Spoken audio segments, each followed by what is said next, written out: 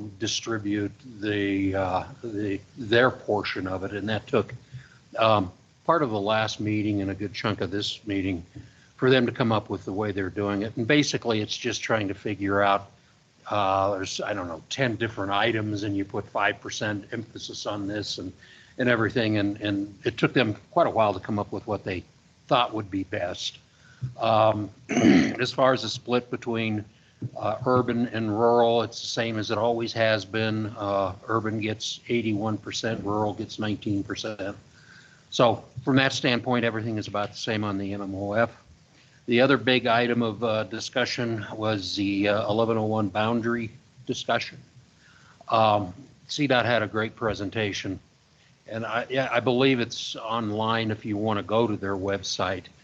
But basically, what they're looking at is the possibility of taking rural El Paso County and making that part of the PPACG area.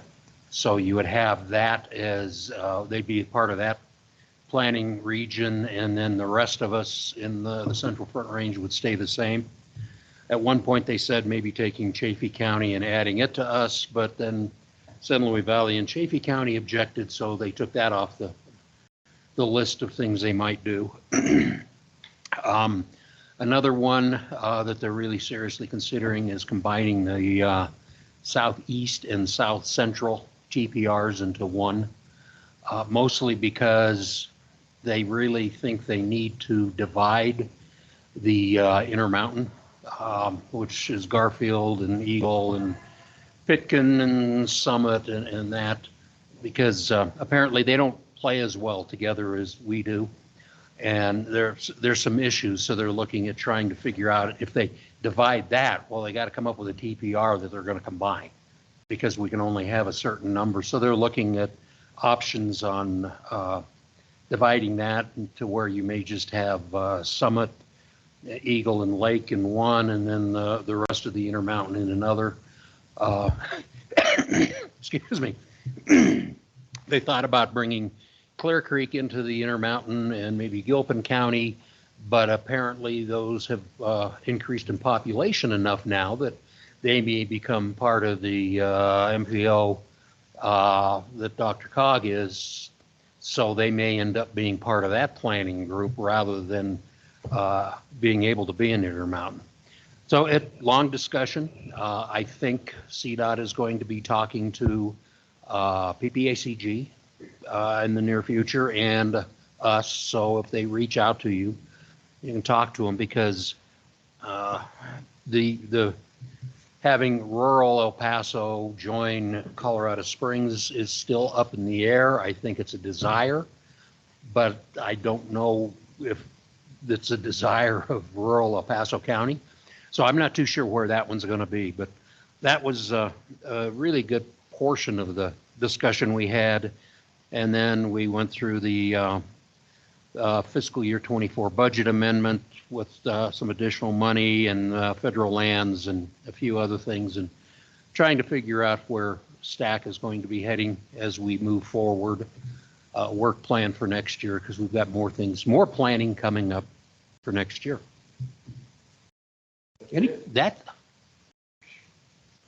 That's it.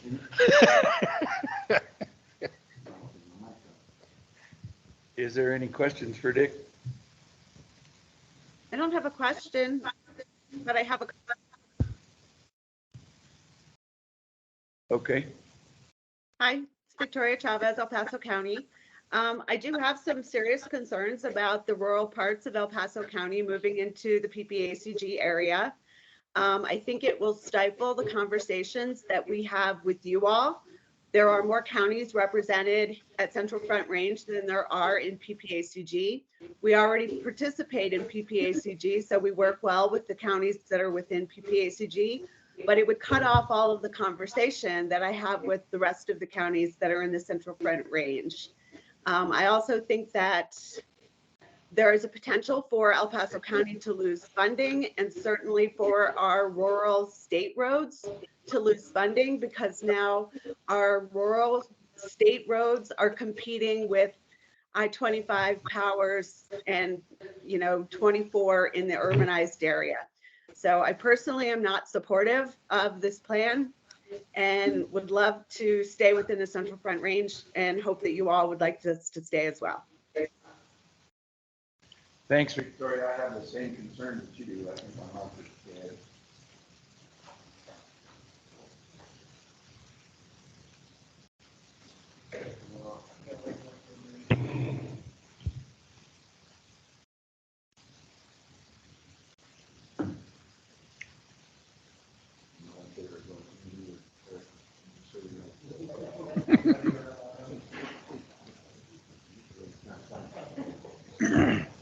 Dwayne is being silenced. Okay.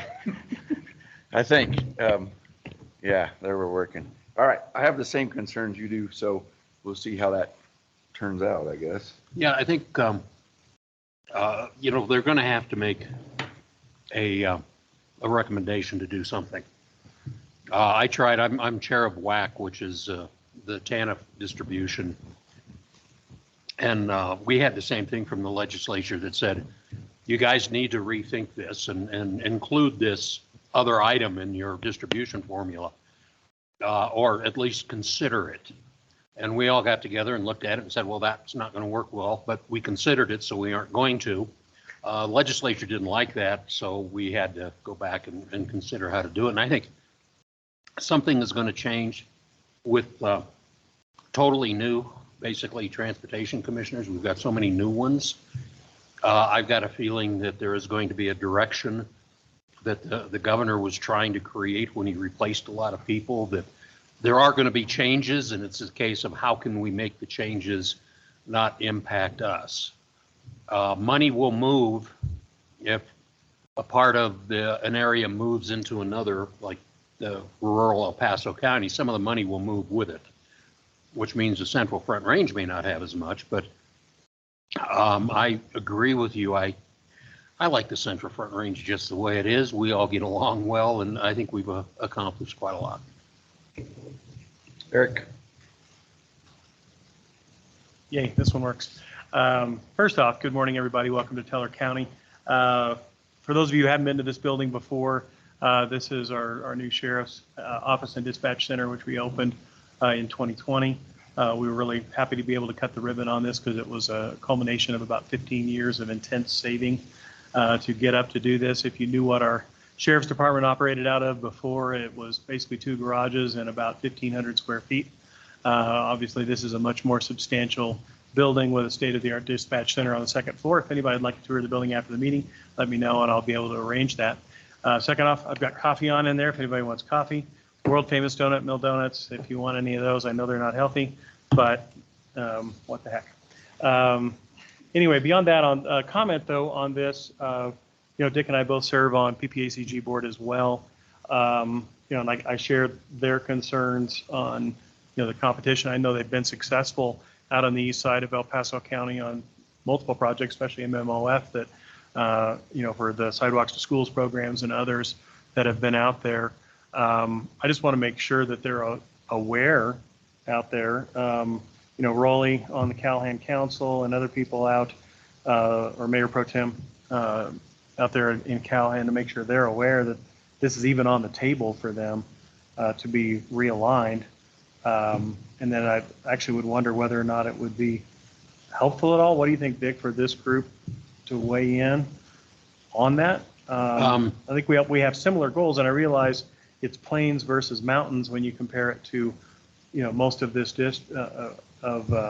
Central Front Range, but we've seemed to work together well and seem to be able to accomplish those goals. Any thoughts? My guess is that there is going to be a lot of reaching out from Herman, because at the meeting he said that he has not done as good a job in the Central Front Range as he needs to do, because when it first came up, it was like, well, we can do this. It makes sense. It's going to be easy. Because looking at it, okay, it makes sense. But then you start getting into, he's familiar with DRCOG, which of course has a lot of urban, a lot of rural, and it's this big mess, which is why I didn't want Park County ever to be a part of DRCOG, because they have their own. But I mean, He's going to be reaching out over the next couple of weeks to a lot of people, supposedly in our area, to explain, to talk, to get feedback, and, you know, go from there. I think it's more individuals that, you know, I would look at the biggest one would be from rural El Paso County and what do they feel about it, and if all of them are against it, and then Colorado Springs isn't too much in favor of it, well, you know, then we can go from there. But I think he's going to be doing a lot of reaching out and talking to people. Victoria, it looked like you wanted to say something. So just, Yeah, I actually would be thrilled if the Central Front Range put together maybe a resolution or even just a letter that we all sign off on and say, we do like it the way it is. I am concerned about the money that gets pulled away. I think you're only getting a little over 300,000 in MMOF money. We have not applied for much of that, but that amount will go down. I am not convinced that there will be a rural set aside of that kind of money in PPACG. So therefore, because they have metropolitan planning money, none of their money can be spent in Eastern El Paso County. So I think that, you know, a letter or a resolution from this board would be hugely appreciated and benefit all of us. Okay, thanks. I think it's interesting that you said Herman realized he wasn't doing a good job here. That's because we never hear from him. And CDOT's good about doing that on that level. And then, oh yeah, we forgot about those guys out there. when they started the TPR, the whole boundary thing, you know, I thought, well, I know Summit County doesn't get along well. As we're speaking of Herman, As we're walks in the speaking of door. Herman talking, boy. Anyway, when they first started the boundary thing, I knew that Summit County was not happy, and that's all I thought wasn't happy. And then I discovered you've got this whole part of northern Colorado that wasn't happy at all, because I had commissioners yell at me about what their concerns were, and I thought, oh, well, this is bigger than I thought. Northern Colorado, they all worked everything out with bylaw changes so they could have the rotating chairmanship and all of this and good STAC representation. Summit County and Eagle, I don't think they've worked it out at all, but I don't know. And then, of course, now that Herman is here, I just said you were going to be reaching out to a lot of people in this TPR to talk about rural and Colorado Springs, and here you are. The boundary adjustments is what this conversation is all about. Are you ready for it? Absolutely. Since we're talking about it. Yeah, so I don't have any kind of presentation PowerPoint. I think you all have probably seen enough of the general what is this all about conversation, but we've kicked this off early May based on our House Bill 1101 statutory requirements that we look at the TPR boundaries.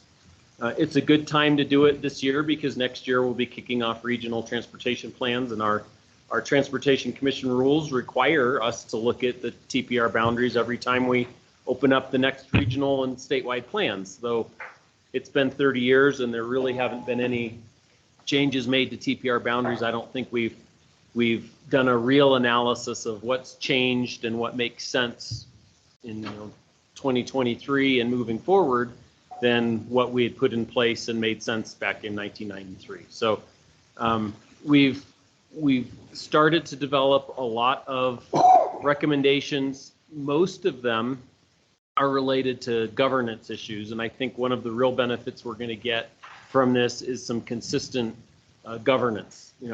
Does everyone have intergovernmental agreements? Are they signed? Do you have bylaws? Do you make sure your meetings are open to the public? You as the Central Front Range TPR, you're a regional planning commission, and therefore a public body. So you have open meetings laws to follow and those kinds of things. So a lot of the TPRs do most everything really well and right.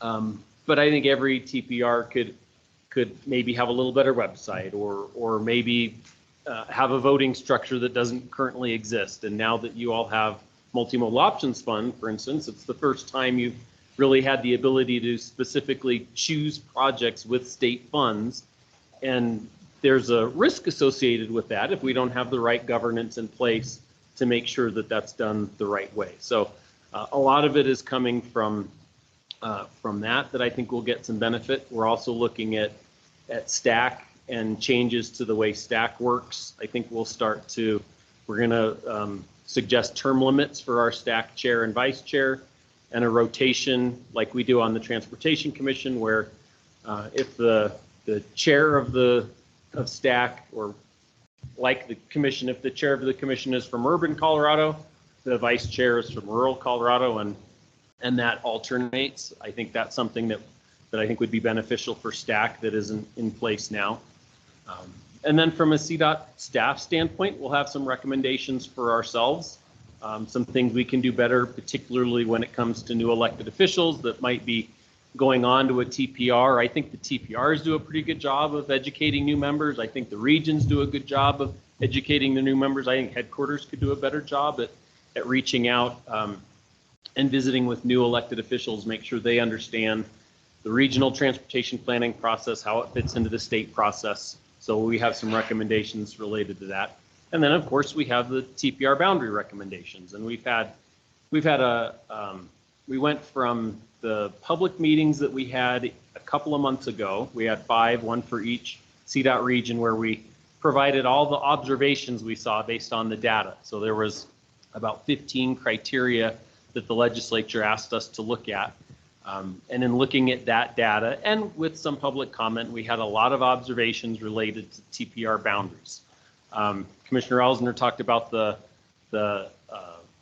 folks up north. So the Upper Front Range TPR is similar to the Central Front Range TPR in that the rural Larimer County and rural Weld County and Morgan County are part of the rural Upper Front Range TPR, but urban Weld County and urban Larimer County are part of the North Front Range MPO, much like El Paso County is, and the sliver of Teller County is with PPACG. So one of the things that I think that we've questioned a bit is whether it makes sense to have split counties from a regional transportation planning standpoint. So what's the clear synergy? What's the relationships in the community and the needs based on highway corridors of having Eastern El Paso County be part of the Central Front Range TPR versus be part of the rest of El Paso County and the rest of PPACG as being part of the Council of Governments from a transportation planning standpoint. So based on public comment and getting more information from folks up north, we determined that while I think split counties don't make a lot of sense based on the public input we received and the issues related to North Front Range and Upper Front Range, that's not going to be a recommendation. They're doing some other things. They're changing their voting process. They're alternating their chairs and vice chairs related to the counties that they have in the Upper Front Range. They also have Weld County would be bringing in 13 new member governments into the North Front Range MPO area, and that's problematic, particularly when the North Front Range MPO, all they are is the MPO. All they do is that urban transportation planning. They're not a broader council of governments that offers services to, say, all of Larimer County and all of Weld County, but it's only in regional planning, regional transportation planning, that they don't service the entire county. That's the case with PPACG. They have a lot of services that they provide to all of the counties within their council of governments. The only thing that they're not providing to Eastern El Paso County is regional transportation planning. So we think it's a valid conversation to have about whether it makes more sense to have PPACG do that rural transportation planning for Eastern El Paso County rather than Eastern El Paso County be part of this broader group with the Central Front Range. So that's the conversations that we're having. We're absolutely open to these conversations. I thought for sure that we were going to recommend Chaffee County not be part of the San Luis Valley TPR. It's the only county not in the San Luis Valley that's part of the TPR. Makes a lot of sense.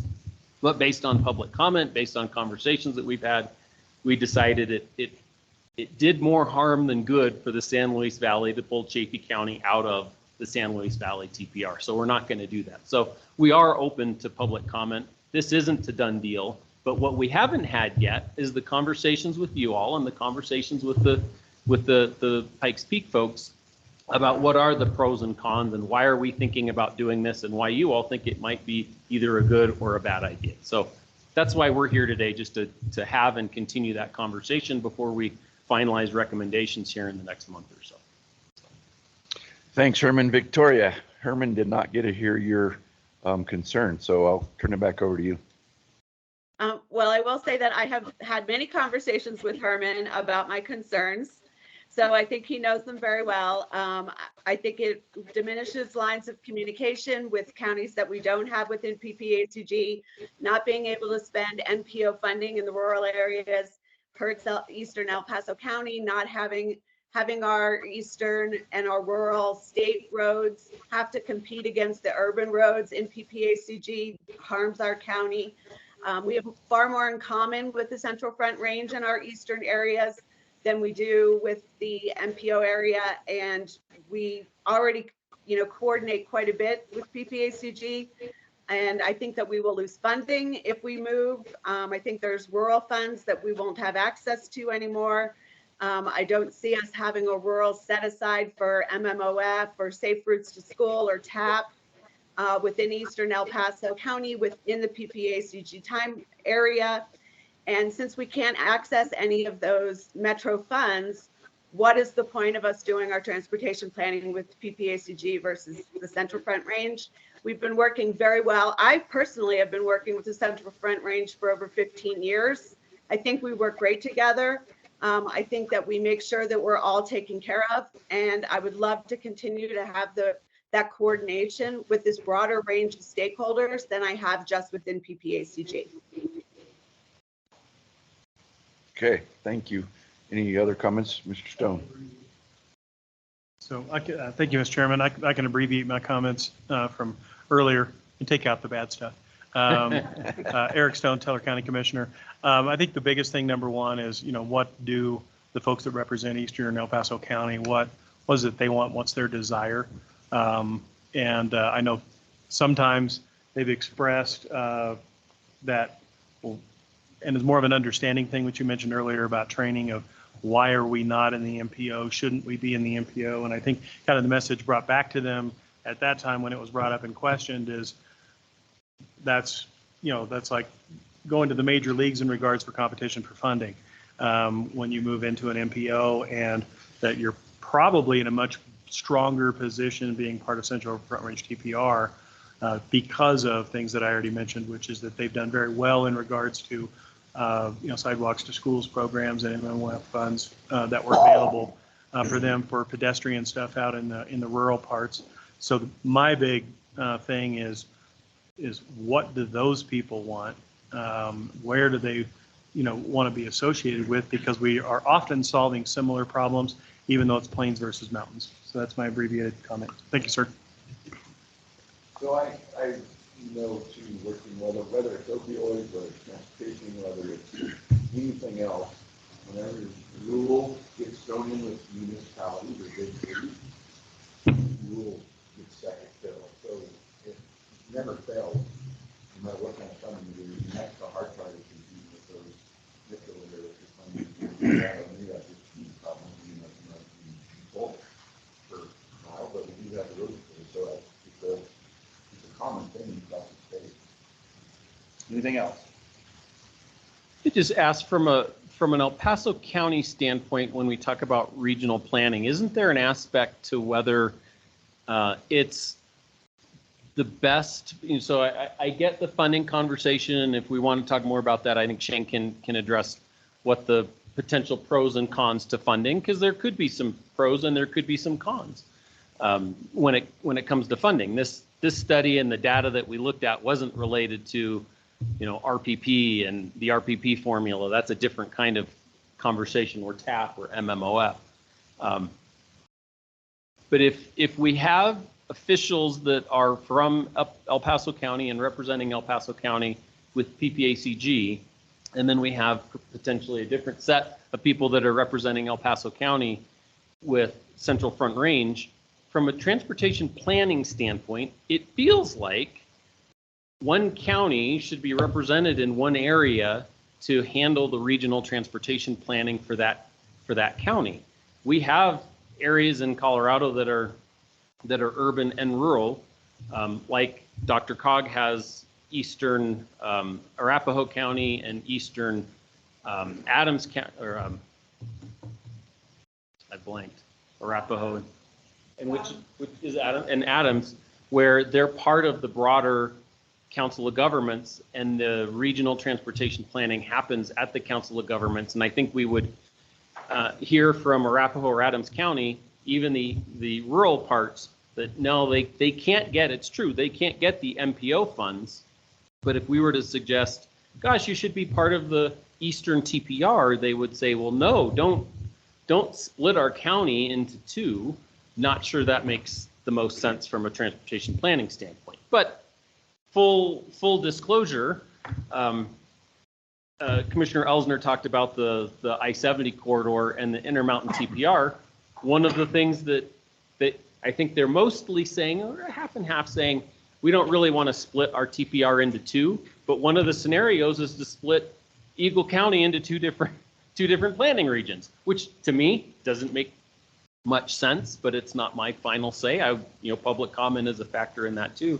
But it feels to me that the synergies related to El Paso County determining what the priorities are for El Paso County, whether it's rural or urban, those county commissioners should be able to figure out what's most important for their county and not have it distributed between what is El Paso County's urban needs and what is El Paso County's rural needs. Shouldn't those county commissioners that represent the county determine what El Paso County's needs are and then prioritize it accordingly? And that may be spending more in rural El Paso County, it may be spending more in urban El Paso County. I feel like from a transportation planning standpoint, El Paso County should help figure that out, and it shouldn't be split into two TPRs. Go ahead, Victoria. So as the representative from El Paso County, I represent both our urban and our rural regions. I sit on the PPACG TAC. I also sit on the Central Front Range. My job as the transportation planning manager is to make sure I take care of all of unincorporated El Paso County, both our urban and our rural parts. And I am governed by our Board of County Commissioners. So that's not an issue from my perspective. Okay, thank you. Yes, sir, Commissioner Snow. Yeah, one last follow-up. So when you're saying it doesn't make sense to split counties, obviously Teller County is a split county in the same way, Yeah. but in a smaller way, because Woodland Park is part of the MPO on that, what's considered, I guess, to be a transit spur, a part of the metropolitan area. Right. I think some might even argue that actually, that transit spur would even go up as far as here, because 65% of the people that live on this side of the county work in El Paso County and utilize Highway 24 as the transit corridor. And I'm not suggesting that the MPO be stretched out to here necessarily, sure, although we do have, some issues obviously here that we'll address through Central Front Range TPR in regards to traffic and growth right here in the north central part of the county. But has there been discussion at all towards possibly just drawing a line at the county line and saying, Woodland Park, you're back in Central Front Range TPR? And I don't know if there's a Sure, plus or minus to that, because I haven't thought about it, but has that discussion happened? Yeah, no, there isn't a discussion related to Woodland Park because Woodland Park is part of the urban area, so they're actually part of the MPO. So that's based on census population and an agreement. Woodland Park wouldn't potentially be removed from the Pikes Peak MPO area. The counter, I think, question would be if it's good for all of El Paso County to be part of the Pikes Peak planning area, why wouldn't it be good for Teller County to be part of the Pikes Peak area? And that's a fair conversation to have, but I think the difference, and I get that rural have more community involved than perhaps rural and urban do, but when I look at Woodland Park or all of Teller County and its relationships travel sheds and things like that related to the rest of the Central Front Range TPR. That one looks like it makes more sense to stay in the Central Front Range TPR than a mostly non-contiguous piece of El Paso County that is rural, that is plains, and doesn't look as much like the rest of the TPR. So I feel like the rest of Teller County looks like the rest of this TPR. I'm not sure El Paso County looks like the rest of this TPR, or has the kind of, you know, how many commuters are going from Eastern TPR, you know, to Park County, or how many Park County people are commuting to the eastern part of El Paso County? Probably not as much. So it doesn't feel like there's that clear relationship with El Paso County and this TPR than Teller County in this TPR. So we've not made that as a potential recommendation. Go ahead, Shane. Yeah, I just want to, for full disclosure, since we get into the money side just a little bit, just to see what some of the financial impacts could be. The RPP formula, what Central Front Range would see potentially is about a 1.5% decrease in the RPP formula, which would equate to around $160,000 out of Central Front Range that would be moved into PPACG's TPR. That's based off of our 9.7 million that we receive within our region. Our region, we're still using the RPP formula to distribute that pot of money, if you will, based off, just since we have 5 planning areas, that's the way we've determined within this region to do it equitably. And just as Victoria alluded to, Central Front Range would not be competing with El Paso County when it comes to TAP grants, safe routes, MOF, and so just a full disclosure there as well. So that, Shane, that's if El Paso County and rural El Paso County were the same? That is correct. That's if Right. rural El Paso County joined PPACG's TPR. And so you'd be pulling out that 160,000 annually from Central Front Range's planning area, RPP formula. So this is, you won't know the answer to this, but I'm going to ask anyway. So how much of the Central Front Range money is being spent in rural El Paso County? That's a great question. I don't have that out Yeah, there. That's I something bet. that we could. I bet, I know. So That's something we'd have to talk into. You won't and I know this don't answer, know. but Yeah. I bet it's higher than that dollar amount that you just said that the Central Front Range would lose. So, for example, recently, Highway 115, there was a split between PPACG and Central Front Range. We used quite a bit of money on that corridor. A lot of it went to Central Front Range to help fund that project. And so we try to keep a solid wash, if you will, of funds distributed equitably between the planning areas over about a 10-year program. Now, we haven't broken it down like you alluded to, what part of Central Front Range's money was spent in El Paso County. We don't have that broken out for you at this time. Good question, though. Anything else? Yes, ma'am. It's got to turn green, they say. All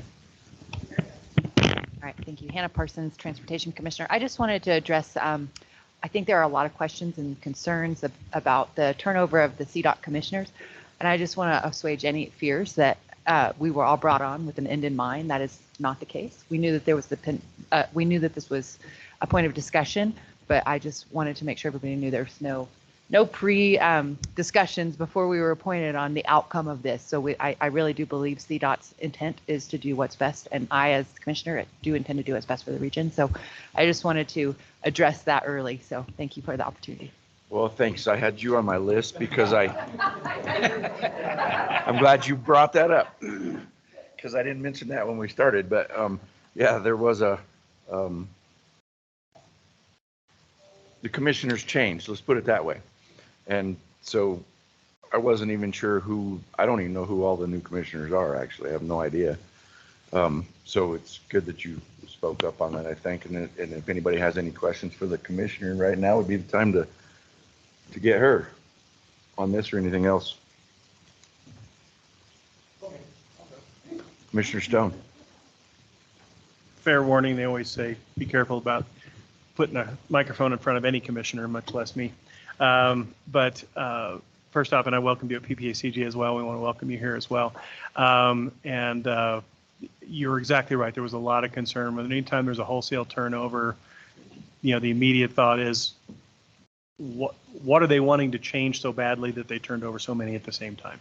And you're right, that whether you want to call it fear or concern or whatever, I think probably every one of us looked at that, because usually that's a sign that, oh boy, here it comes. Number one, and I'm really appreciative that there is no preconceived, hey, I'm putting you on here because I want this, because we have no idea what this would be. And of course, all that we're concerned about is what we're responsible for and the life, health, safety of all of our residents. Appreciate that. And again, just publicly welcome, first off, welcome to Teller County, of course, but I'm sure this isn't your first trip here, being a Colorado Springs resident. But again, Commissioner Hickey did a great job, and that's not, it's not a measuring stick, but it's a great act to follow, because we've had great representation. And actually, I've heard that from quite a few TPRs across the state, that the transportation commissioners have been very plugged in, and we appreciate that. And I appreciate you being here today. And at some point also, and I mentioned to you before, we'd been in discussions with Commissioner Hickey about just having a meeting up here with commissioners. I need to put this somewhere else. Sorry about that, by the way. I got hit by a car in Colorado Springs on Saturday night crossing the street, so I'm a little beaten and bruised up. But anyway, appreciate you being here, and appreciate the opportunity to get together sometime, maybe between now and the early part of of the year, once you've had a chance to get onboarded and find out what you need to find out, so that you can be more effective in a meeting with us. So we'll be reaching out to you maybe January. Maybe we can set up something for early next year. Thank you. Yeah, I agree. Welcome here, Herman. Sorry, can I bring one more study issue up that I meant to bring up and completely forgot, and just need to make sure y'all are aware of it and gauge your reaction. I visited with Commissioner Elsner and also Commissioner Williams about it, and I think they're both supportive, as are the PPACG folks, staff. But we have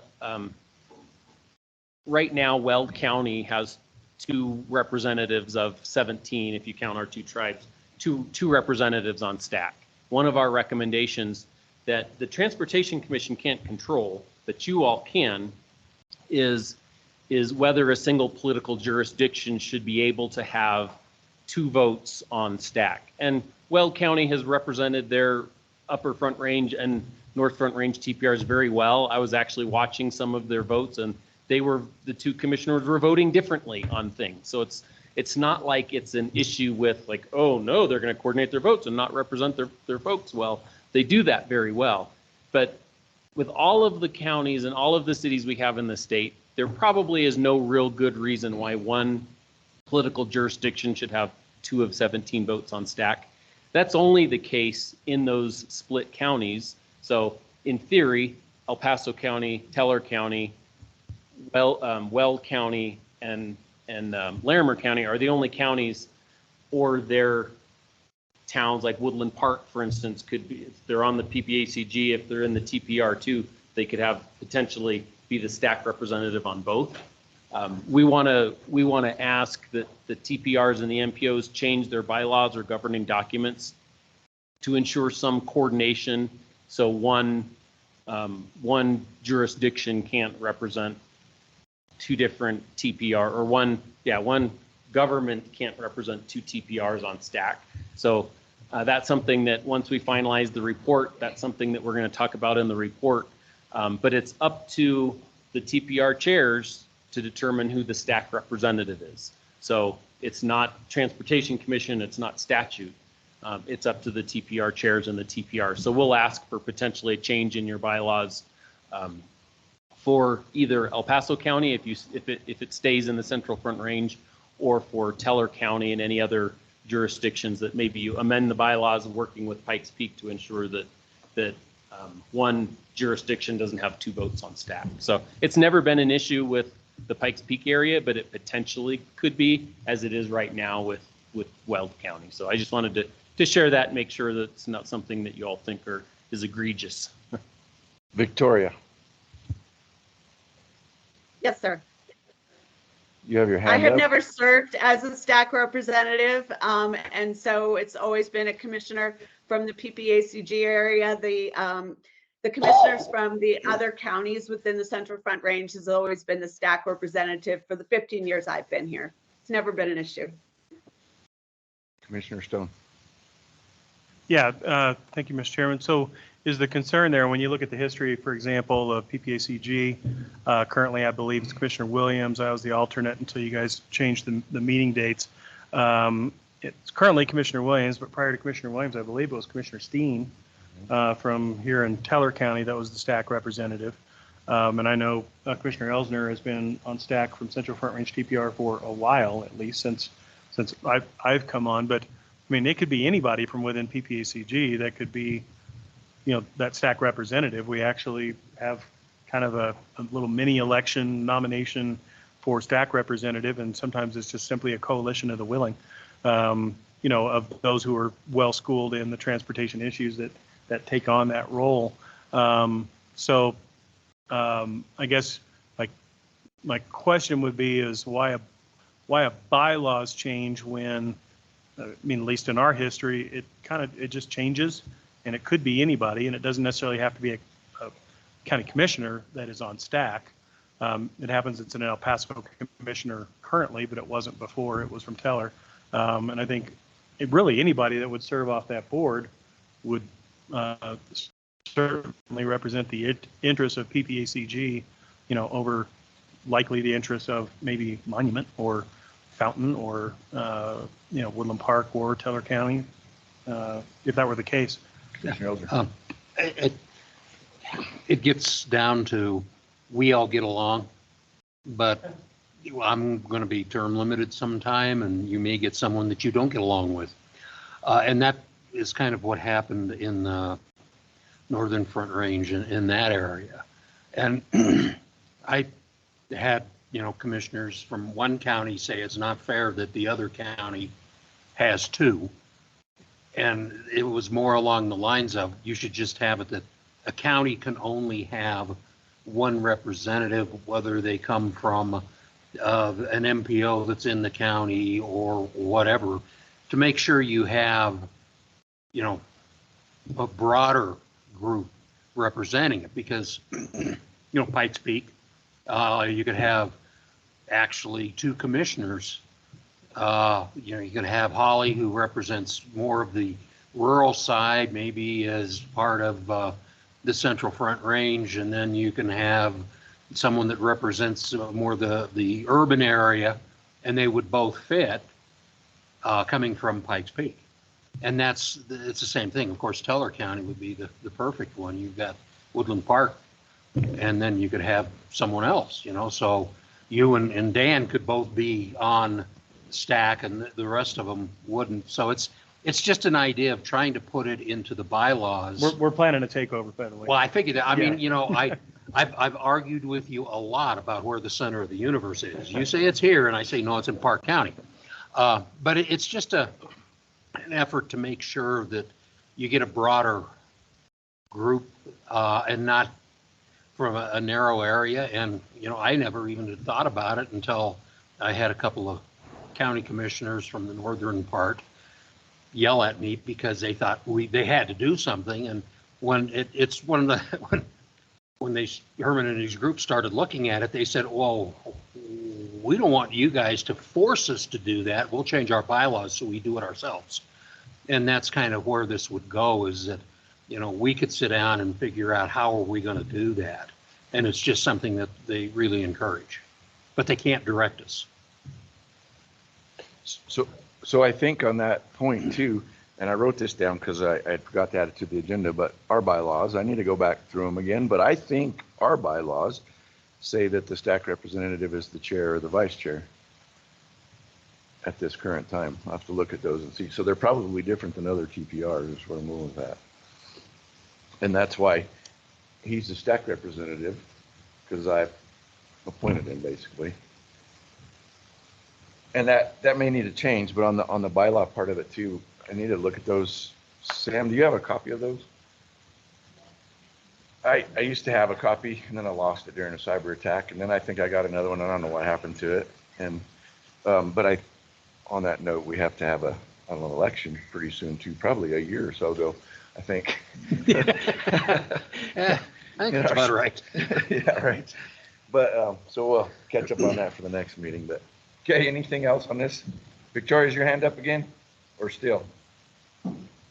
Still, I think, right? Sorry, yeah, it's just still up. Okay. All right, have we beat that horse good enough yet, or do you want to talk some more about it? You good? Heard me now?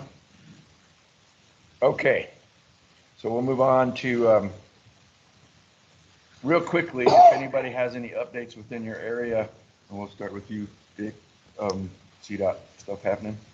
The winery is protected.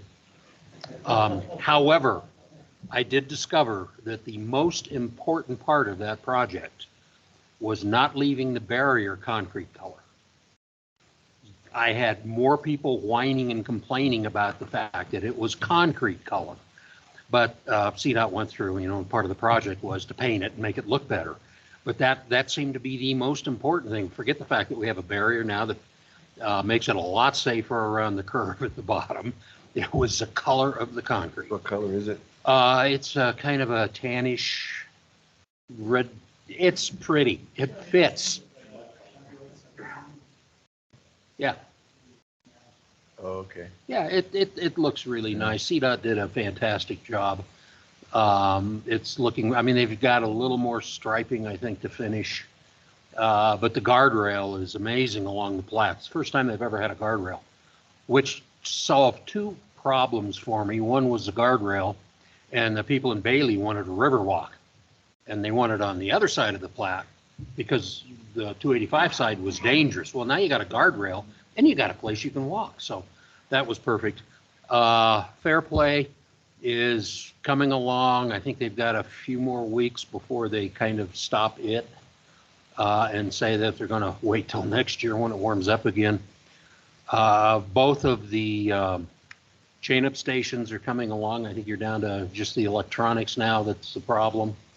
So both of those are doing well. The bridge north of Alma, where it was a pain when it happened, I think everybody understood that closing the road for a week was a lot better than a pain for 3 to 4 months. And it worked out really well. We did have a little trouble and miscommunications with the flaggers. At one point, not letting residents home. At another point saying, oh, well, it's wide open, so we had a couple of semis on our county road, which are not something you'd want to put a semi on. But yeah, they've worked through it all, and it's worked really well. But Fair Play's done, it's been great. And then, the bridge on 24 and 9 south of Guffey, everything is going really well.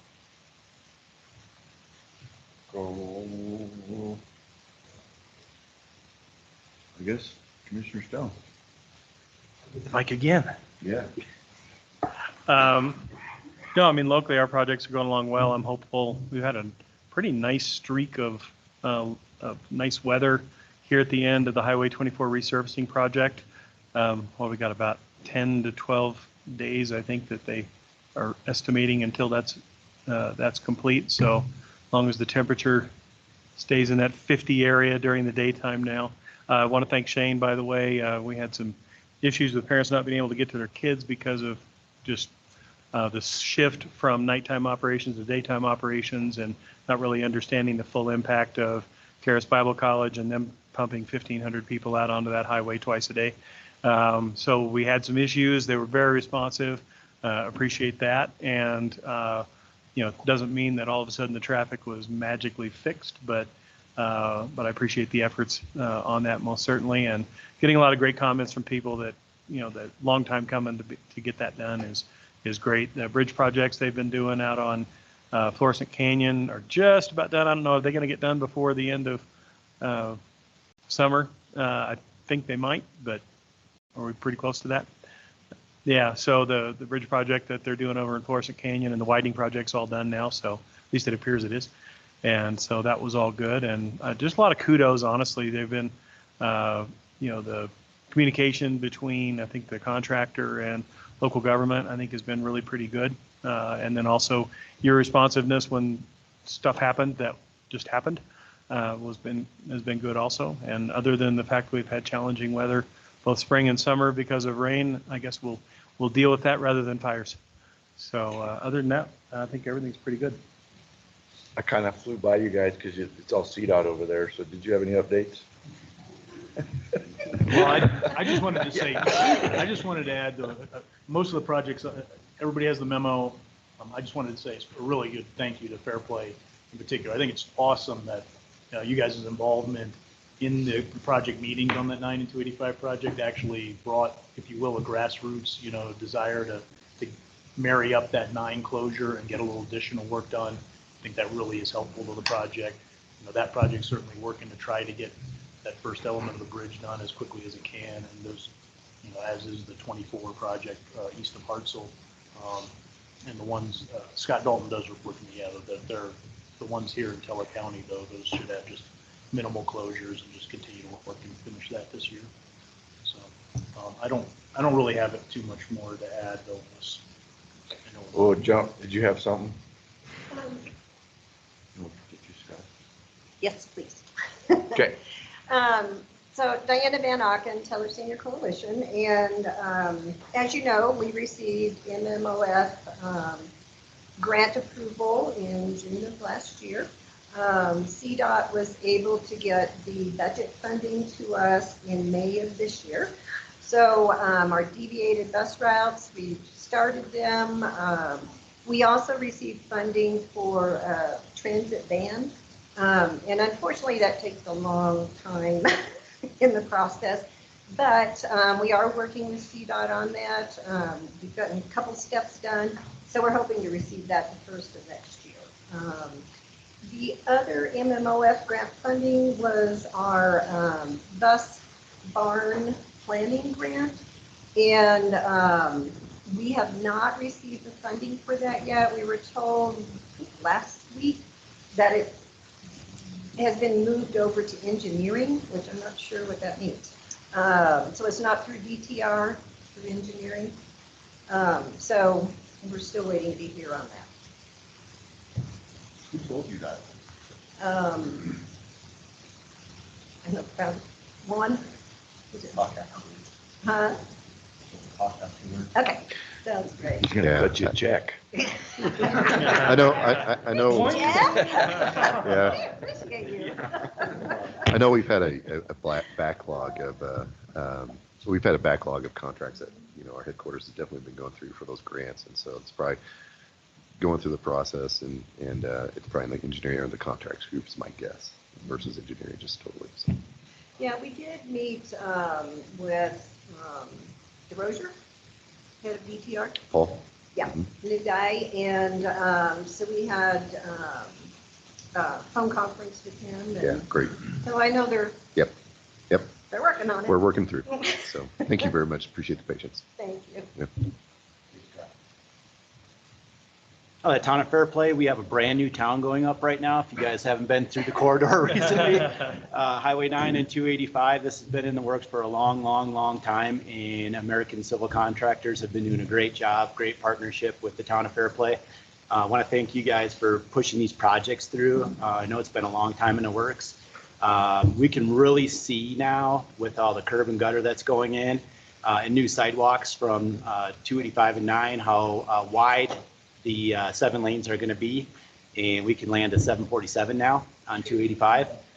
It's going to be awesome. I think it's going to be a great improvement for our area. The bridge that's going across is probably 15 feet in the air right now, which is going to showcase our river park, which we have funds from MMOF funds for our phase 2 of the river park, which is going to go from 285 all to the north.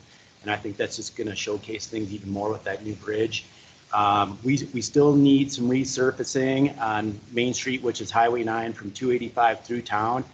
It's beat up pretty bad. Mike knows that. We've been asking for it. So if we can get some funds, maybe after all these projects are done, to re-asphalt and get us some new streets on Main Street, that'd be awesome.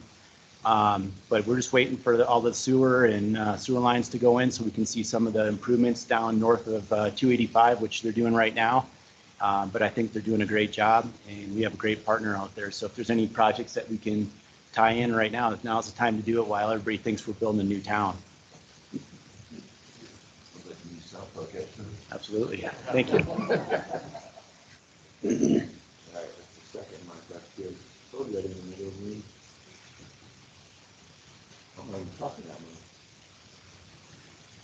Okay, anybody else in the room?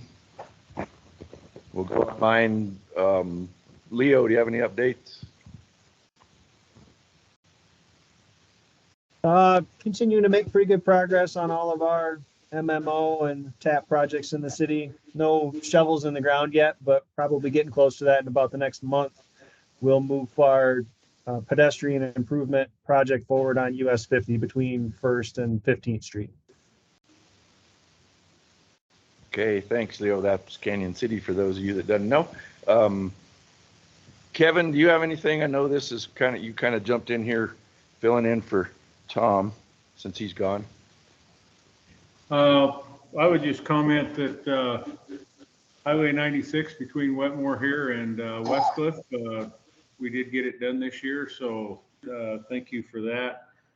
It's a big improvement right now. It was getting where you really couldn't hang on to the steering wheel up through parts of the hard scrabble before it got done, but looking good. Then I'd mention I am going to meet with Matt Pettit here, I believe that's Wednesday, Matt, and we're moving forward. We've awarded the engineering on the sidewalk project up in Westcliff there at the courthouse. So slow but sure. I'm kind of new to some of this process, and I appreciate Matt meeting with me to walk me through that. And I would comment on that bridge by Hartzell. I was through it here a few weeks ago during construction, and then again this last weekend. That job does look nice. So I know that's totally out of my area, but I'll comment on it anyway. Thank you. Thanks, Kevin. Victoria? Thank you. No, I don't have any comments today. Okay, anybody else online? If I can add a few things, Commissioner, I would appreciate it. Sure, you betcha. Just for fair play. Just to tag on to what Mayor Pro Tem Dodge indicated, the project's going really, really well. And I again have to also say it's been great working with American Civil Constructors and Jen at Estate Media. They've always been very responsive and just a lot of communication. Doesn't hurt that they're right outside Town Hall and I can step out and stop and stand in front of one of their trucks if I need to get someone's attention. So, but that project, it's amazing how fast that's going. And I was out of the area for a couple of weeks, and to come back just to see what they've done, it's amazing. And they're, like I said, they've been great. I also wanted to note that we are still working on our MMOF, and I don't know if Rob is in the room there, Rob Fry, but we're waiting on one thing, and that's our environmental. And hopefully then we can bid our project out this fall and maybe start construction next year. So we're still looking at getting that done, but it's not going to be until probably next year. And then I know Pepper's attending, and just want to let you know I did get your email about the roundabout. So we are looking at the potential of a roundabout at 285 and Platte Drive as it comes into town to slow down the traffic there. And it's just crazy. And I know Pepper, the town selected the option of a roundabout out of 3 options that CDOT gave us, but guess I wasn't here at that time, but it wasn't widely accepted. And so we will get with the community and get some feedback for you, Pepper, to solidify that choice. Thanks, Janelle. That's wonderful. And that's it for me. Go ahead, Rob. Yeah, Janelle, I don't have an update for you, but I will be sure to get back to you in the next day or two. Great. Thank you very much. I hate to even ask what the other 2 options were if they chose a roundabout. That just floors me, man. Having sat through the original turbo roundabout, which was going to be at the 9-285 intersection, and watching all of the the noise around that, it'd be interesting to see what the roundabout would be. You can tell my love for roundabouts too, right? Yeah. Yeah. The rest of the meeting's gonna go to between staying green here and then that. Okay. Anyone else with an update? If not, we'll move to John. You can finish. You said you had a few more things. CDOT updates, or you're pretty well good? Anybody have any questions for John? Michelle, you have a question for John?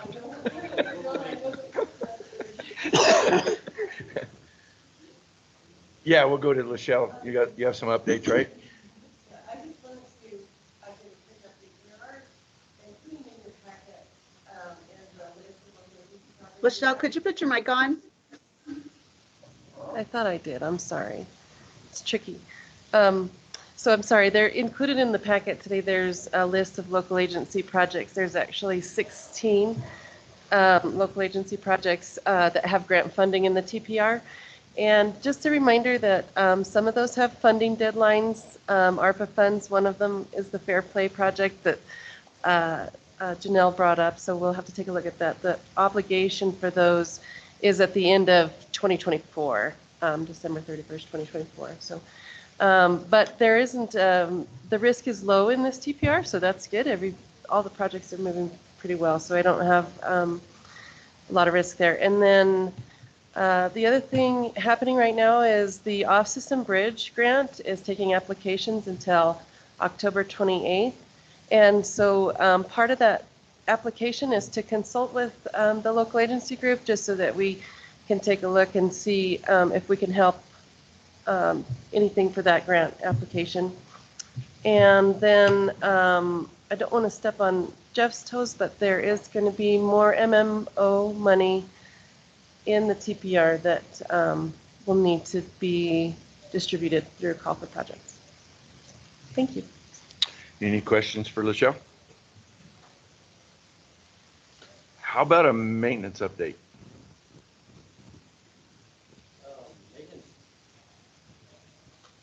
So right now, well, actually, we got that big project on, well, it's not really a big project, but it's, we had some issues with Highway 67 after some rain.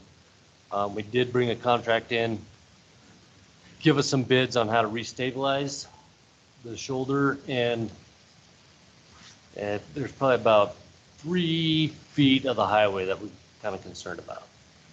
So hopefully that's going to happen. We should be hopefully getting all the costs back. So we can jump on that hopefully sooner than later. There's that mine shaft we found under 67 up by Cripple Creek last year. Yeah. There is a plan for that. They're actually going to come in and pull out a whole bunch of dirt and try to pump it full. So we're working on that. So hopefully that'll happen here real soon. Yeah, we finished up 3 chip seals, 2 in Park County, 1 up here on Highway 67.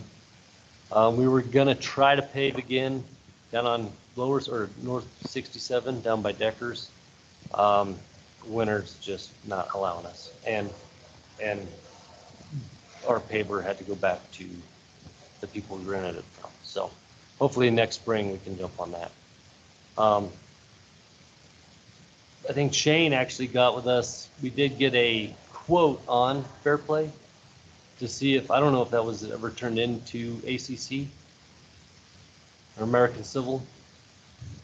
You're gonna have to elaborate. I don't recall this.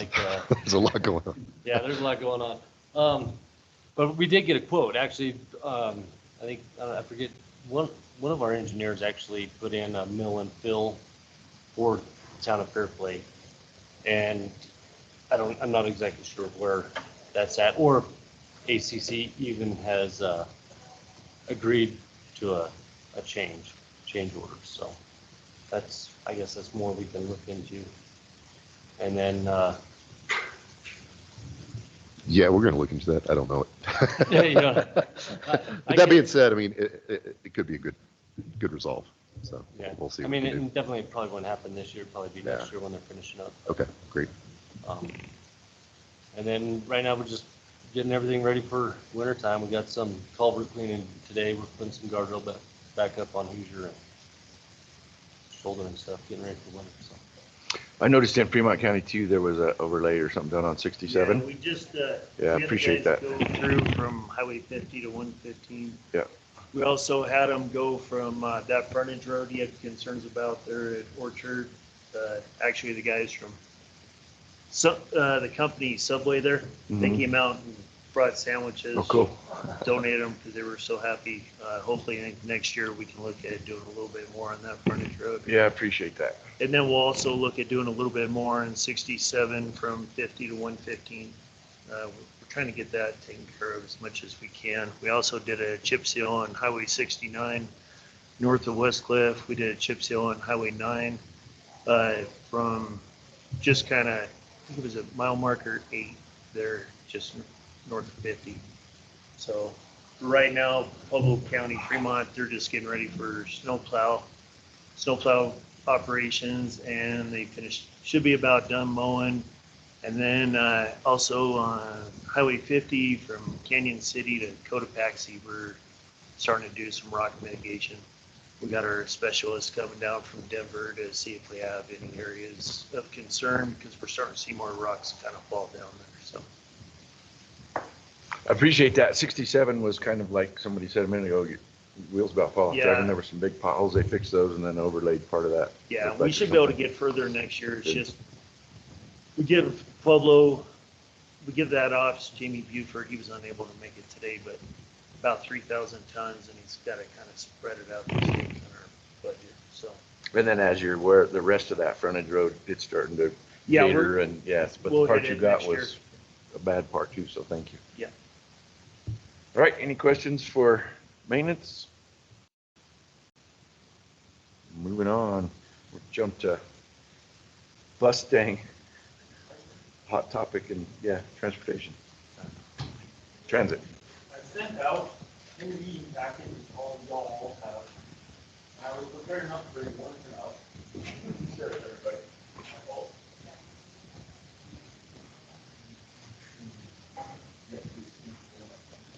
Lovely. Stand, you just gotta walk around. Yeah, you can stand, just take the mic with you.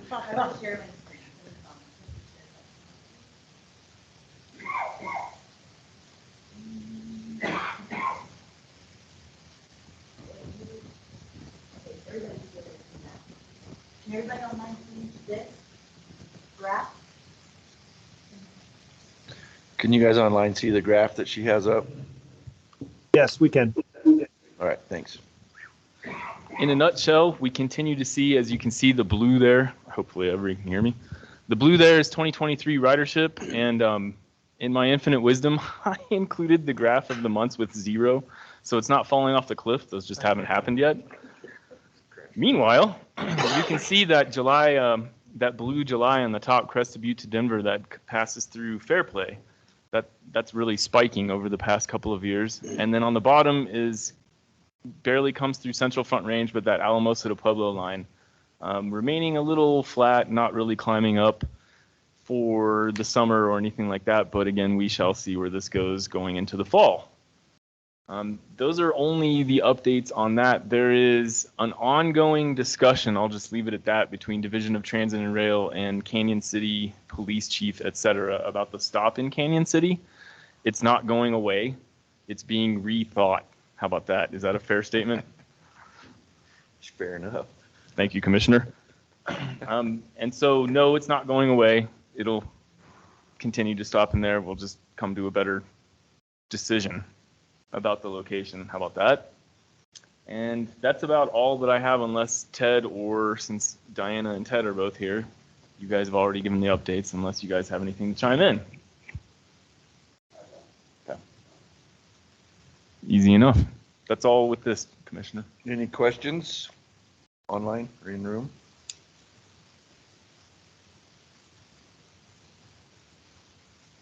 Were you going to talk about MMOF stuff too?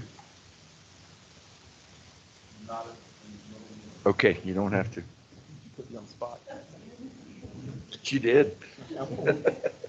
Any more collaboration with some state by any chance in North County for transportation hub or any sort of bus storage now that we don't have it any longer? There is, and I definitely have to get back to you on that, Counselor, just because I haven't been updated on that in a couple of weeks because I don't know if there has been movement in the past couple of weeks, as you're probably aware. Yep.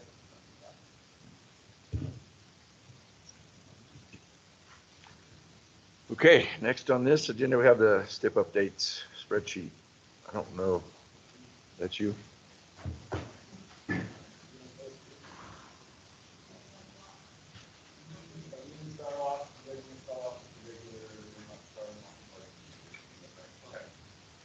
Turn on your mic again, Jeff.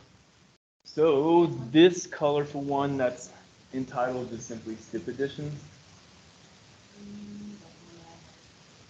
I can start with those. So I've included these because these, as the title says, are region-wide projects.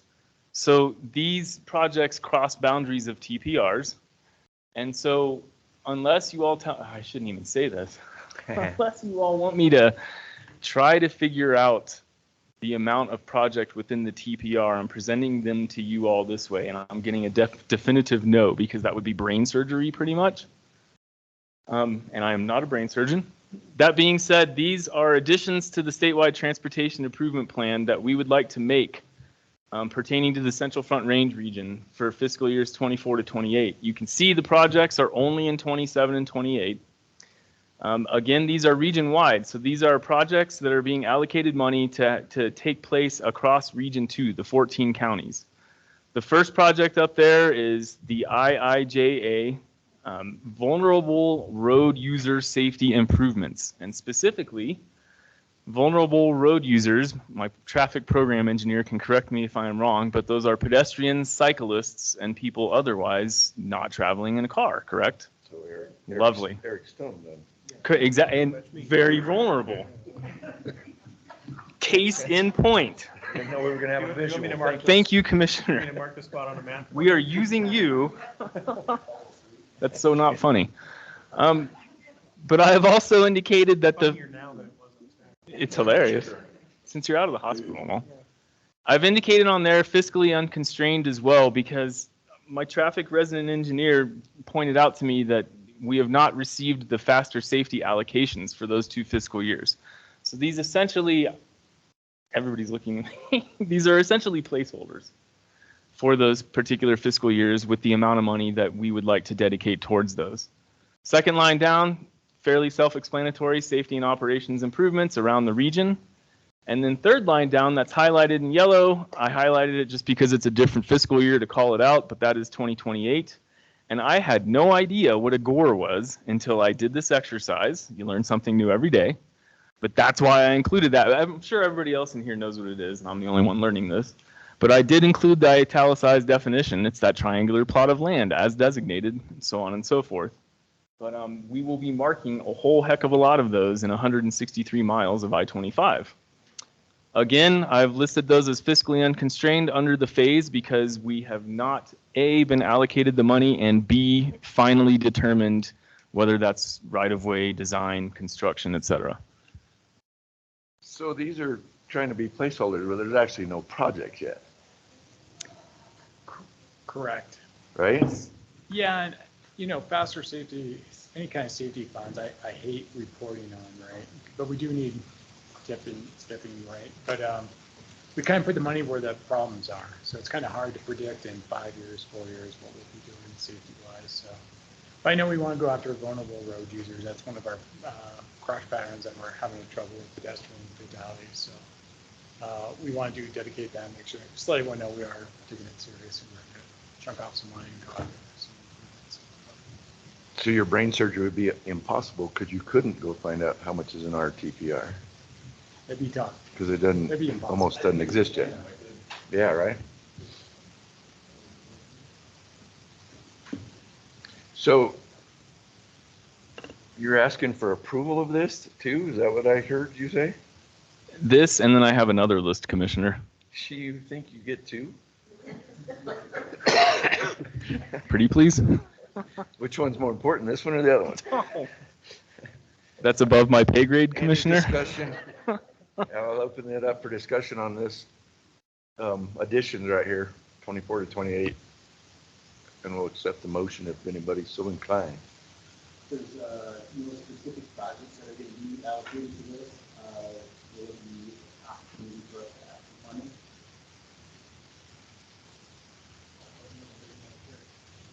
Yeah. Okay. I'll make a motion. Second. No, again, it's really to mitigate crash patterns, right? And we have a big list, and prioritizing becomes tough, right? And so what we always do is we get a really good prioritization list, and then you'll have a hot spot pop up somewhere in some corner, and then it's risen higher than what our current list is, so we go chase. We're constantly chasing, so yeah, I mean, there are some areas that, vulnerable road users, there's challenges everywhere for that. Safety and operation improvements, that's pretty much everywhere. So I'm sure you'll see some of that. So we got a motion by Dodge and a second by Elsner. Any other discussion? All in favor signify with aye. Aye. Aye. 1, 2, 3, 4. Is that all we have?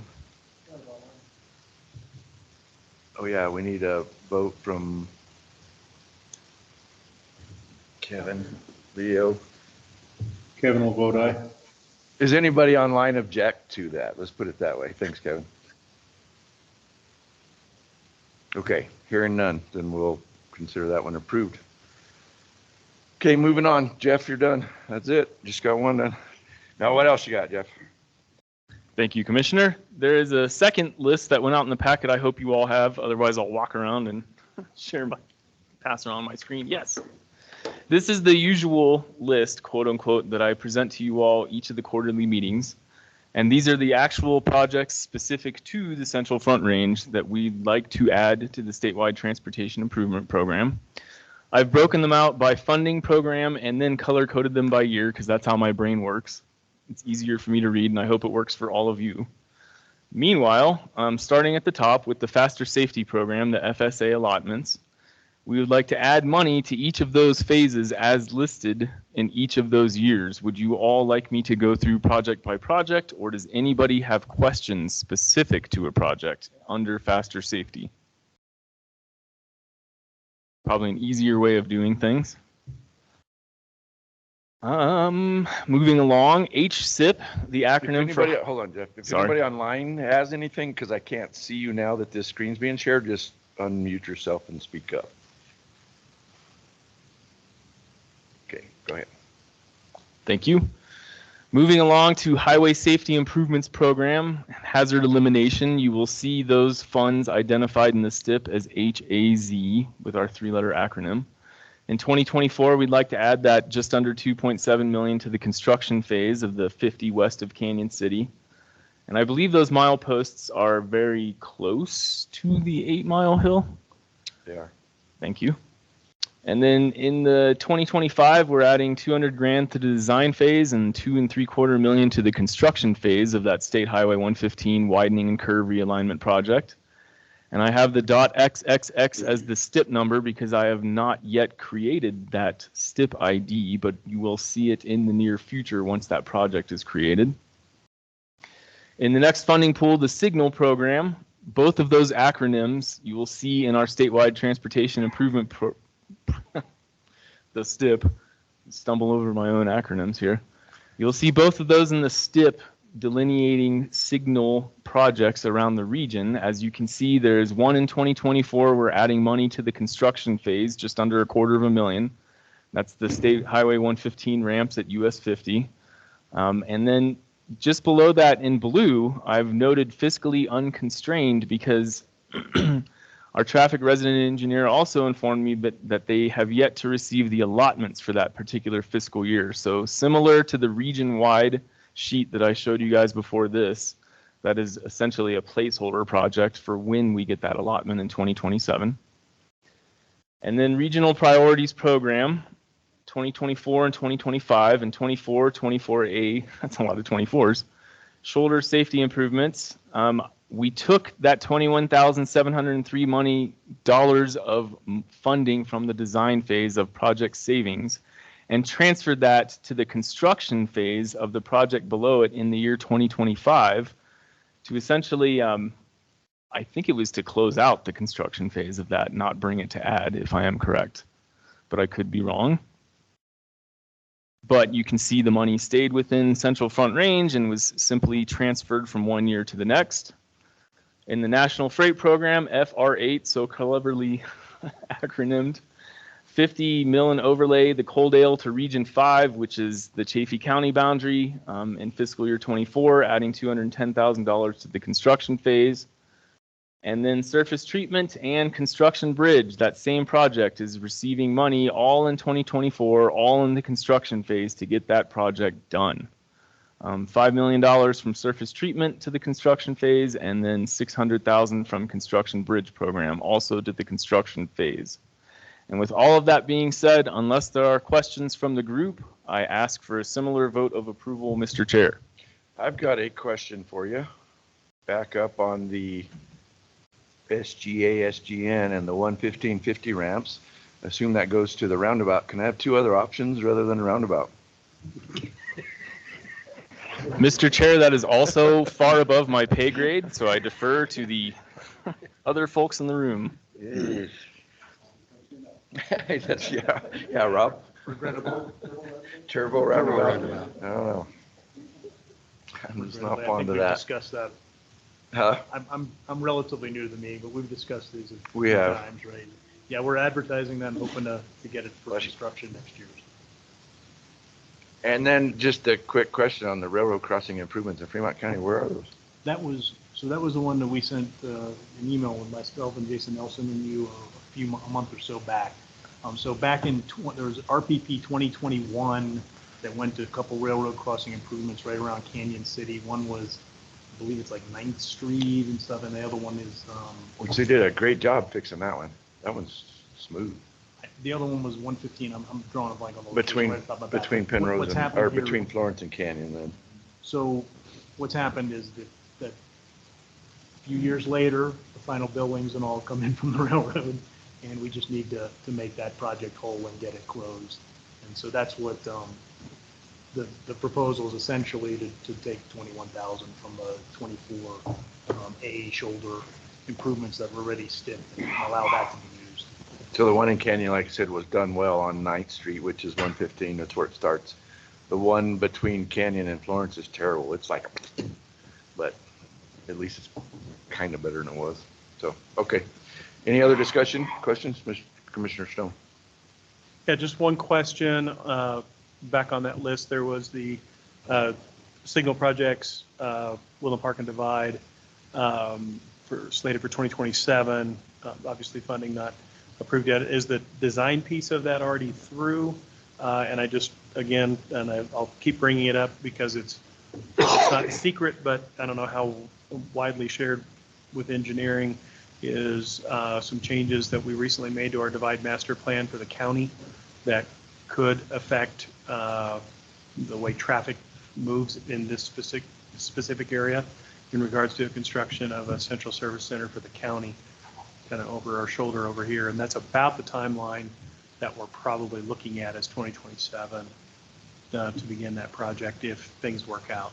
Commissioner, do you have a master transportation plan that goes with that, or is there some kind of planning document we can work with? Because the design's not done yet. I mean, we Right. probably won't start on it until Okay, and at least actually, next year, Ross, maybe the year after. on our master plan, we don't have transportation in that, do we?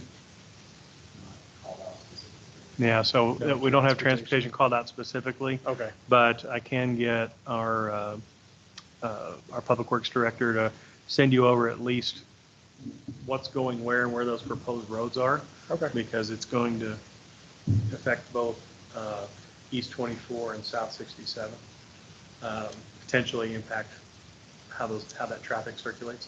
Okay. Maybe we'll get a roundabout. Turbo roundabout. I have one, I'll sell you. Or let you have. I'll make sure we get I'll that get sent it. over to you. Thanks. Thank you. Okay, any other discussion? What happens if we don't approve of this?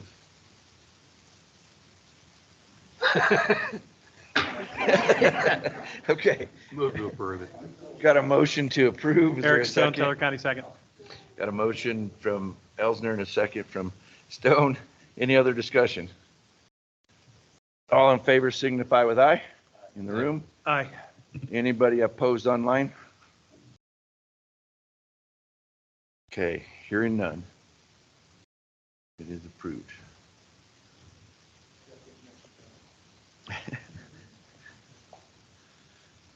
Okay, I ran out of agenda. Is there anything anybody else has that we haven't covered? Yes, Mr. Chair. Okay, yeah.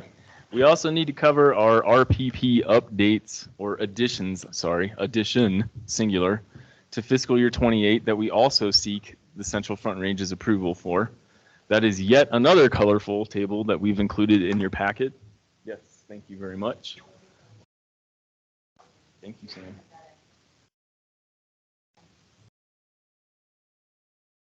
And John, please step in to correct me if I am wrong.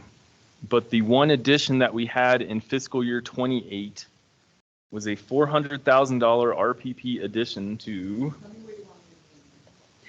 Yeah, it's pretty I can tiny. actually just go up there and point it out. This one right here, is $400,000 addition in fiscal year 28.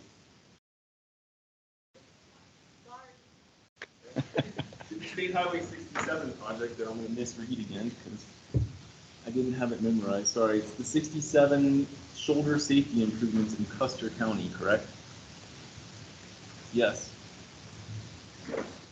Okay, I will say it again.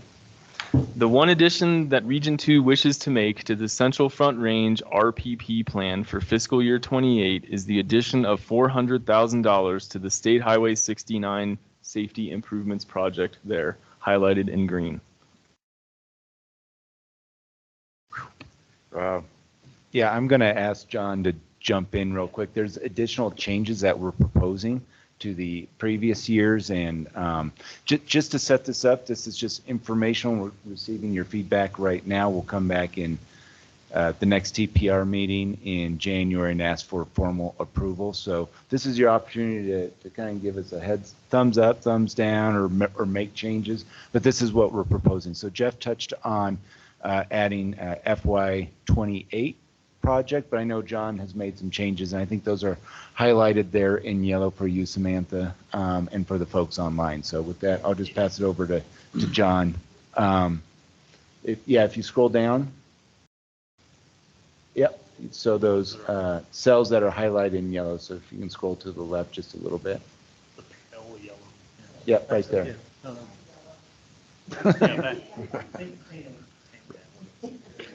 Yeah. Yes. Yes. Yeah. Thank you. So the bottom line recommendations here are, one is, again, the plan as I have always understood it, as of March when I took over this job, we're proposing no change to the total dollars for the Central Front Range each fiscal year, really straight through 2030. But it's just 2028 that's needing to be formally approved right now. So what we are proposing is, as you can see in that first column to the left, the kind of blue column, and then the yellowish colors there, the 21,703 we just discussed, allowing that to go to the railroad.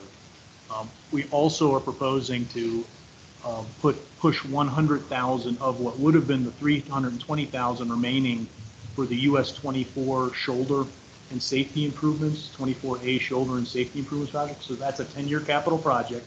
It's fiscal years 27 plus on our 10-year plan, and the plan has funding for us to begin design before that time frame. We are proposing to reduce that by $100,000 and allow that to be used for another 10-year capital project and some other improvements. You heard Mike Davis talk about some significant drainage and safety and operational improvements or issues that need to be addressed right now just to maintain the road. So we're proposing $100,000. Honestly, maybe one of the discussions need to be making that more even between the two corridors. But the bottom line is we're recommending right now $100,000 coming from that 24 project to help us initiate and get some work done on 67. In the next fiscal year, I'm colorblind, so I think that's a pinkish or whatever color. You can see the 300, we had 400,000 to also continue further design work on 24. We're recommending to split that up, 300,000 on 24 and an additional 100,000 again to put some design effort as well in that 67. Design and potential, again, some immediate emergency type of construction help, for issues on there. The last thing that we're proposing in order to, my computer just decided to lock up. In order to align our projects, again, what the plan had was $1 million in. Look at my computer. Okay. I apologize. All right. So we had 100,000. The plan, as previously approved, had $1 million in fiscal year 27 for Canyon City to Florence 115 improvements, safety and operational improvements. That's again a 10-year capital project in the 27 plus time frame. But that project has $3.5 million in our CDOT 10-year capital plan in 23 to 26 to begin design and right of way already. So it's not lacking in funds to begin right of way and construction. So what we're doing is we're proposing to flip that with the project US 50 8 Mile Hill, which had $1 million in fiscal year 29, was what was planned out for the future. But that project is a 23 to 26 project. Those funds could potentially be a very good use for that project in helping us get towards the full $20 million. And them being in the out year fiscal year 29, makes it much harder for us to actually tie it in. So we're just trying to align these two projects, flip the $1 million so that on each of them between 27 and 29, again, flip them from the Canyon City, the 115 Canyon City shoulder and safety improvements, and the 58 mile, flip them to better align with the actual 10-year capital plan. Again, the net change on all of these is zero from what's been planned. Hopefully I explained it well. Yeah, I got it. They already had it. It's just flipping. Yeah, what's the problem? Okay, no, I totally understand it. Anybody else have any questions or any thoughts on this? And so right now, what did you say? We just kind of need to No, move forward? right now it's just informational. Yeah. Because I know this was a lot to digest. So John went over the changes. The changes are from 27 and before and 29 as well. Those were all approved, so we're coming back and need you guys to approve those in January. And then we're also looking at adding 28 to the new STIP. So this was just informational, just getting your feedback, making sure what John proposed is you guys are, in general agreement on. And if not, please let us know. But yeah, definitely in January, we'll ask for your approval. And then the process for this is at the joint TPR in February, we'll get all the planning partners in Region 2 to give the official thumbs up before it gets into our draft STIP in March. Okay, thanks, Rob. Perfect. Any questions? Online, I can't see if you do, just speak up. I would just comment, okay, I'm hearing my feedback. But in regards to the widening on the 8 mile, matter of fact, I used the shoulder last night because I had a flat tire coming back. Those look like wide shoulders till you're sitting there and everybody's coming down in the dark about 70 miles an hour and they don't move over. So I would wholeheartedly back that, just given my experience last night. Yeah, thanks, Kevin. That's what that whole project's about, is because of those 70 mile an hour vehicles going up and down. What's a shoulder? Yeah, right. I don't know.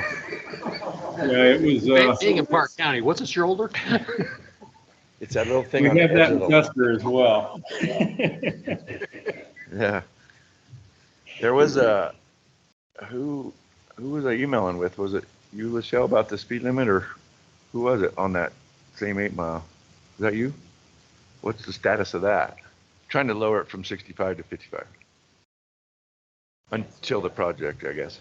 Yep, so we were having a study done and we made a pretty good argument. See, there's some weird, right? It goes 60, 65, 50, and it kind of bounces around. So we kind of created a video and we sent it over to our staff, traffic, headquarters folks. And so they thought it looked really good, so they're just going to investigate it and hopefully to support it so we can get everything kind of consistent and kind of. The only thing that'll fix that is law enforcement sitting there with it, though. Yeah. Unfortunately. Yeah. Because even on the top, as soon as you top out, it drops to 55 and they still go 70 through there. Okay. All right. Thanks, Rob. We'll look for this again then. Anybody have anything else other than we need to decide where the next meeting is going to be? And that's in when? January something?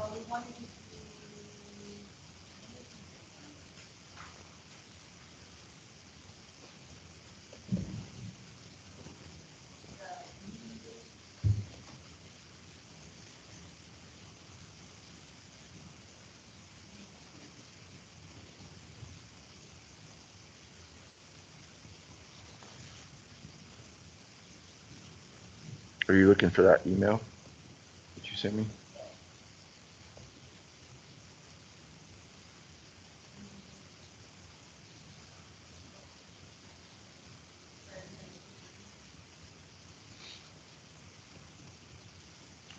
So January 8th, April 8th, July 8th, and October 7th is the suggested dates.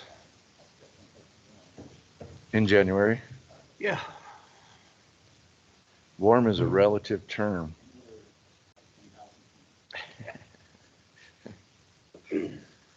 So unless anybody has an objection with any of those are Mondays. We'll keep it at, I don't know, this thing's been bouncing around between 10 and 10:30, but I think I told Sam 10.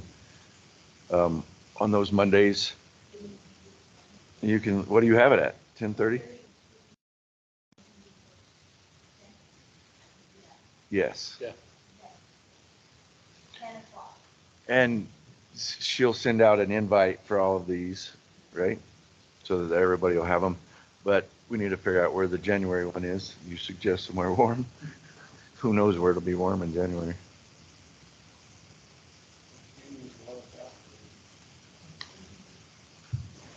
Yeah. Sometimes. Leo, are you interested in hosting one of these? If not, I can do it at the county. I can. We can definitely host one. I was just trying to get the calendar pulled up for our council chambers to see which of those might work best. Can I get back to you on it? Or you need it right now? For the January meeting, we need it right now.